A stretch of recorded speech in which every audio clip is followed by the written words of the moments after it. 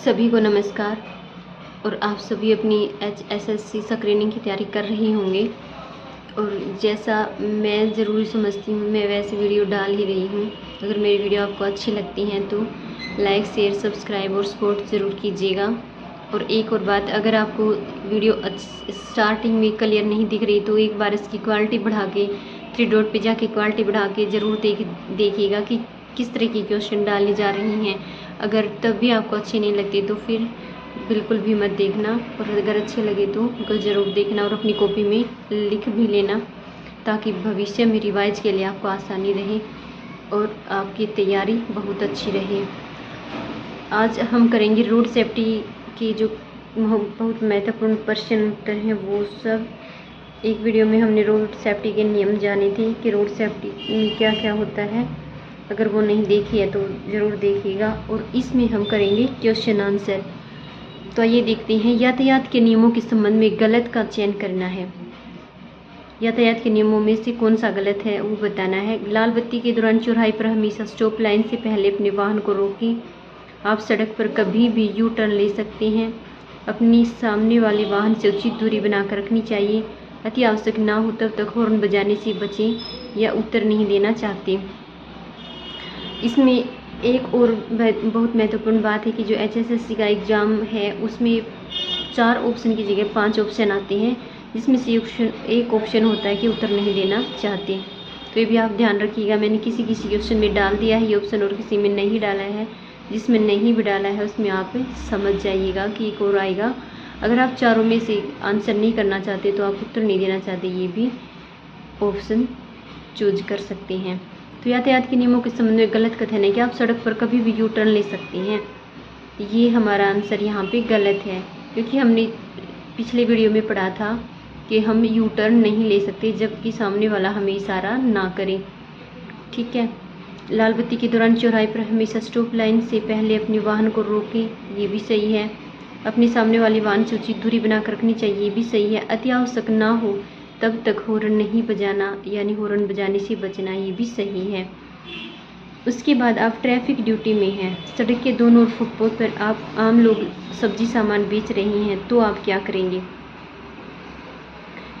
डंडा मारकर भगाएंगे, उनके सामान को फेंक देंगे, उन्हें कानून सिखाएंगे, या सामान हटाने के आदेश पर भी दुकान नहीं हटाते हैं तो पुलिस एक्ट 1861 की धारा 34 के अंतर्गत कार्यवाही करने का आग्रह पदाधिकारी से करेंगे, या फिर उत्तर नहीं देना चाहते। तो आप ट्रैफिक ड्यूटी में है तो सड़क के दोनों ओर फुटपाथ पर लोग सब्जी सामान बेच रहे हैं, तो क्या करेंगे? सामान हटाने के आदेश पर दुकान नहीं हटाते तो पुलिस एक्ट 1861 की धारा 34 के अंतर्गत कार्यवाही करने का आग्रह आप पदाधिकारी से कर सकते हैं। उसके बाद शांत क्षेत्र के संबंध में निम्न में से कौन सा कथन सही नहीं है? हॉर्न नहीं बजाना चाहिए, अनुचित ध्वनि उत्पन्न करने वाले साइलेंसर के साथ वाहन नहीं चलाना चाहिए, शांत क्षेत्र में बिल्कुल गाड़ी नहीं चलानी चाहिए, अधिक ध्वनि उत्पन्न करने वाले वाहन नहीं चलाने चाहिए, या फिर उत्तर नहीं देना चाहते। तो ये पूछा गया है कि शांत क्षेत्र के संबंध में कौन सा कथन सही नहीं है। इसमें हमारा जो सही उत्तर है वो हो जाएगा कि शांत क्षेत्र में बिल्कुल गाड़ी नहीं चलानी चाहिए। ये सही आंसर नहीं होगा, बल्कि शांत क्षेत्र के संबंध में ये हो सकता है कि हॉर्न नहीं बजाना चाहिए, या फिर अनुचित ध्वनि उत्पन्न करने वाले साइलेंसर वाले वाहन का प्रयोग नहीं करना चाहिए, और अधिक ध्वनि उत्पन्न करने वाले वाहन का प्रयोग भी नहीं करना चाहिए। उसके बाद आगे हम देखते हैं।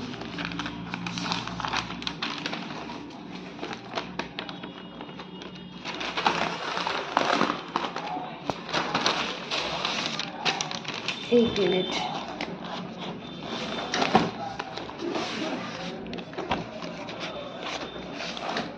असुविधा के लिए खेद है, लेकिन क्या करूं मैं, ये तो हो ही नहीं रहा।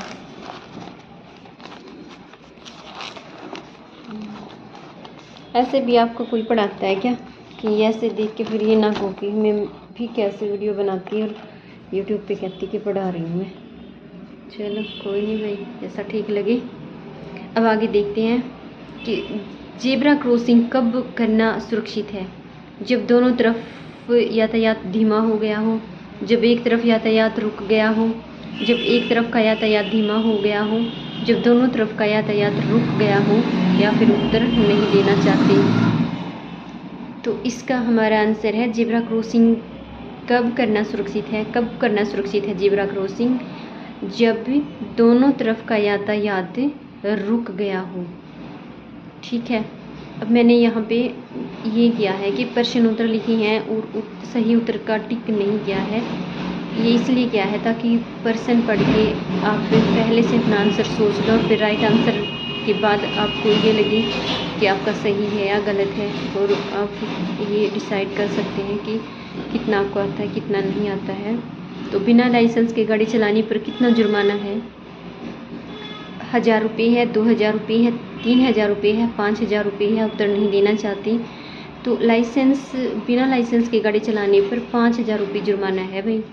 और अयोग्यता के बावजूद अगर ड्राइविंग कर रही हैं हम, तब जुर्माना है 10,000 रुपये। याद रखना ये। और इस तरह से क्वेश्चन आएंगे, देख लेना आप एग्ज़ाम में बैठने के बाद ही पता लगेगा आपको। KVS की तरह, जैसे KVS में कह रहे थे कि सिलेबस दिया हुआ था उसी में से आया, तो कह रहे कि सभी आसान है, बहुत आसान था, सिलेबस में से आया था और बिल्कुल आया हुआ था KVS में, जो सिलेबस दे रखा था उसी में से। तो इस तरह SSSC ने भी अपना सिलेबस दिया है, सिलेबस के अकॉर्डिंग तैयारी करो। और आपको पता है HPSC में तो 2 एग्ज़ाम होंगे, एक ऑब्जेक्टिव होगा, एक सब्जेक्टिव होगा। वो एक तरह से है ना, कहीं मुश्किल भी होगा, और साथ में उसमें तब तक तो नेगेटिव मार्किंग भी बताई जा रही थी, अब आगे का पता नहीं। तो ये आपके लिए बेस्ट ऑप्शन है, अभी से अपनी तैयारी करके अपनी जॉब पक्की कर लो। तो आगे देखते हैं, बाएं से दाएं लेन बदलते समय चालक को क्या करना चाहिए? अगर दाएं से बाएं जाना है तो क्या करना पड़ेगा? बाएं सिग्नल को चालू करके कठिन दायां मोड़ लेना है, बाएं सिग्नल को चालू करके सुचारू रूप से बायां मोड़ लेना है, बाएं सिग्नल को चालू करके सुचारू रूप से दायां सिग्नल लेना है, और सिग्नल चालू करके किसी भी तरफ लेना है, या फिर उत्तर नहीं देना चाहते। बाएं से दाएं लेन बदलते समय चालक को क्या ध्यान रखना चाहिए? क्या ध्यान रखना है कि बाएं सिग्नल को चालू करके सुचारू रूप से दाएं लेना चाहिए, हमारा यहाँ पे राइट आंसर होगा। उसके बाद PCU का क्या अर्थ है? Personal car unit, passenger car unit, passenger care unit और पर्सनल केयर यूनिट। PCU की फुल फॉर्म क्या रहेगी यहाँ पे? Passenger car unit. उसके बाद आगे बहुत मुश्किल हो रहा है। आगे ये देखिए कि भारत में पीले अक्षरों के साथ काले नंबर वाली प्लेट वाली कारें क्या दर्शाती हैं? क्या दर्शाती? विदेशी वाणिज्य दूतावास के वाहन हैं, या फिर बिजली के वाहन हैं, या ट्रक और टैक्सी जैसे वाणिज्यिक वाहन हैं, या फिर स्वयं चलाने के लिए किराए पर उपलब्ध वाणिज्यिक वाहन है, या फिर उत्तर नहीं देना चाहते। क्या आपको पता है इसका आंसर क्या होगा? बताइए, सोचिए क्या होगा। भारत में पीले अक्षरों के साथ काले नंबर वाली प्लेट की कारें आपने देखी होंगी। अगर देखी होंगी तो वो कैसे वाहन होते हैं ये आप बताइए। वो होते हैं स्वयं चलाने के लिए किराए पर उपलब्ध वाणिज्यिक वाहन। उसके बाद रात में बाहर निकलते समय आपको क्या पहनना चाहिए ताकि यातायात द्वारा आसानी से देखा जा सके? गहरे रंग के कपड़े, फैशनेबल कपड़े, चमकीले फ्लोसेंट कपड़े, या फिर फैशनेबल कपड़े। रात में बाहर निकलते समय हमें कैसे कपड़े पहनने चाहिए ताकि दूसरे यात्रियों को हम आसानी से दिख सकें? यातायात के जो साधन हैं, जो यात्री हैं, यातायात कर रही हैं, उनको कोई दिक्कत ना हो, तो हमें चमकीले फ्लोरेसेंट कपड़े पहनने चाहिए ताकि वो दूर से ही चमकें और हम दिखाई दे जाएं और दुर्घटना से बच सकें। ये देखिए P और इधर भी एरो उधर भी एरो, ट्रैफिक साइन का क्या मतलब होता है? ये ट्रैफिक साइन से संबंधित भी एक वीडियो मैंने बनाया था, अगर आपने नहीं देखा तो वो भी आप देख सकते हैं। और साथ के साथ अगर अच्छा लगता है तो लाइक शेयर सब्सक्राइब ज़रूर कीजिएगा ताकि कुछ सपोर्ट मिलता रहे और हम भी कुछ अच्छा कर पाएँ, और ऐसे पेज पढ़ते समय परेशानी का सामना हमें ना करना पड़े। तो आइए देखते हैं, ये P और एक इधर एरो एक उधर एरो, इसका मतलब क्या है? प्रवेश वर्जित है, आगे चौराहा है, पार्किंग की अनुमति है, पार्किंग और रुकना प्रतिबंध है, या फिर उत्तर नहीं देना चाहती वो तो मैंने आपको बताया ही था, ऐड कर लेना अपनी तरफ से। तो ट्रैफिक साइन का, इस ट्रैफिक साइन का क्या मतलब है? इस ट्रैफिक साइन का मतलब है कि पार्किंग की अनुमति है। अगर यहाँ पे P है और इसको यहाँ से ऐसे ये पूरी लाइन क्रॉस कर रखी है, इसका मतलब पार्किंग वर्जित है। मैंने बता रखा है, ये पहले जो वीडियो बनाई है उसमें ट्रैफिक साइन से संबंधित वीडियो बना रखी है, 2 बना रखी है, एक ट्रैफिक नियमों से संबंधित और एक ट्रैफिक साइन से संबंधित। आगे देखते हैं, वक्र पर गाड़ी चलाते समय चालक को क्या करना चाहिए? चालक वाहन की गति को बढ़ाना, वाहन की गति को धीमा करना, अन्य वाहनों की पार करने की प्रतीक्षा करना, अन्य वाहनों की पार करने की प्रतीक्षा नहीं करना। वक्र पर गाड़ी चलाते समय चालक को क्या करना चाहिए? चालक को करना चाहिए कि वाहन की गति को धीमे रखें। रात में वाहन सड़क के किनारे पार्क किया जाता है, तब क्या करने की ज़रूरत होती है? क्या करना चाहिए?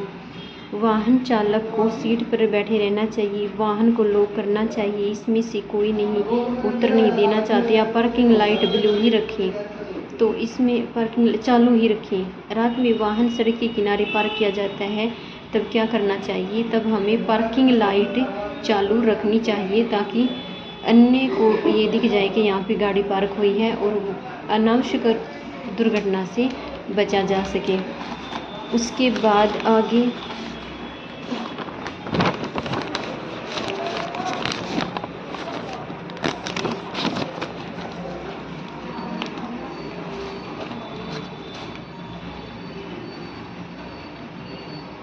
ये है कि सड़क पर नारंगी रंग का मील का पत्थर क्या दर्शाता है? आप सब जहाँ कहीं भी आते जाते होंगे तो आपको दिखता होगा कि सड़क पर कभी कभी मील के जो मील पे जो पत्थर होते हैं उनका कहीं पे रंग कैसा होता है, कहीं पे रंग कैसा होता है।